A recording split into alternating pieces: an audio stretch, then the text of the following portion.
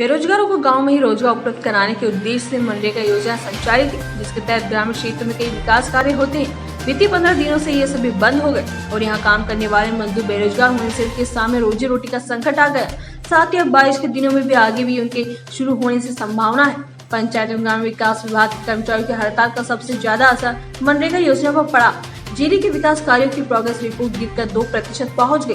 District के MNREGA portal पर दर्ज 8 जुलाई की रिपोर्ट के अनुसार जिले में 236 में से 227 पंचायतों में स्वीकृत 936 कार्यों में से 11,711 मजदूर मास्टर रोड पर कार्य कर रहे थे। पंचायत सचिव वहाँ रोजगार सहायक नहीं होने से इन कार्यों की मॉनिटरिंग करने वाला कोई नहीं है। इसके चलते 11,417 मजदूर बेरोजगार हो गए। वर्तमान में सिर्फ 17 पंचायतों में 21 काम चल रहे हैं, जहां 294 मजदूर को ही रोजगार मिल रहा। हमारे जैसे कि संयुक्त मोर्चे के अंतर्गत 17 संगठन हैं। 17 संगठनों को सरकार द्वारा अलग अलग टुकड़ों में बांटा जा रहा है और हमारे ऊपर दबाव बनाया जा रहा है कि कैसे भी करके इनकी हड़ताल तोड़वाई जाए, जबकि सरकार को इस समय हमारी मांगें मान लेना चाहिए। ये अनार्थिक मांगें हैं, सारे काम ठप पड़े हुए हैं, मजदूरी जीरो हो गई है। मध्य प्रदेश में जो इलाकों में मजदूरी चलती थी मनरेगा के अंतर्गत, आज वो जीरो हो चुकी हैं। सब लोग बेरोजगार हैं।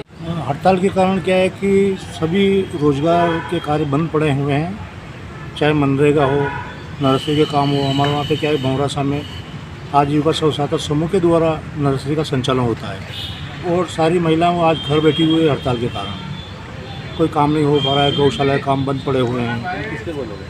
तो क्या है, पहले कोरोना काल की वजह से लोगों को मजदूरी कम मिली थी और अब बरसात में बीच में मिलना थी, तो ये इसमें हड़ताल के कारण नहीं मिल पा रही है। इसमें सभी लोग परेशान हैं। जब तक सरकार हमारी मांगे नहीं मानेगी तब तक कोई काम होना को लेकर मेरा ये कहना है कि आज इस हड़ताल का आज 15वां दिन है और लगातार हड़ताल के कारण स्वयं सहायता समूह की महिलाएँ जो है उन्हें बहुत काम प्रभावित हुआ है। चाहे हम नर्सरी का कार्य ले लें या अन्य कोई कार्य ले लें, जैसे NRLM में सबसे ज़्यादा महिलाओं को स्वयं सहायता समूह को CCL का लोन होता है और RF की राशि NRLM से दी जाती है, CIF फंड दिया जाता है, CCL लोन होता है, VRF की राशि दी जाती है। ये सारा फंड जो NRLM के माध्यम से ही स्वयं सहायता समूह की महिलाओं को आर्थिक स्थिति को सुधारने के लिए एवं उन्हें अन्य प्रकार की गतिविधि से जोड़ने के लिए हम लोग प्रयास करते हैं।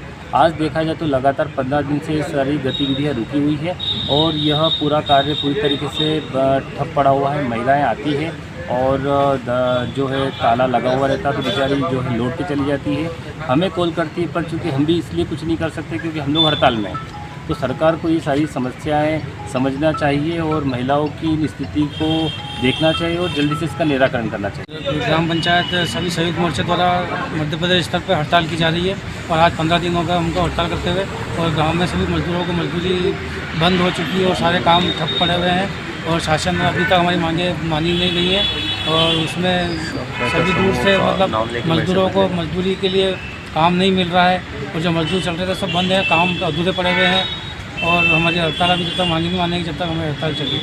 निमन से आसिफ अली की रिपोर्ट।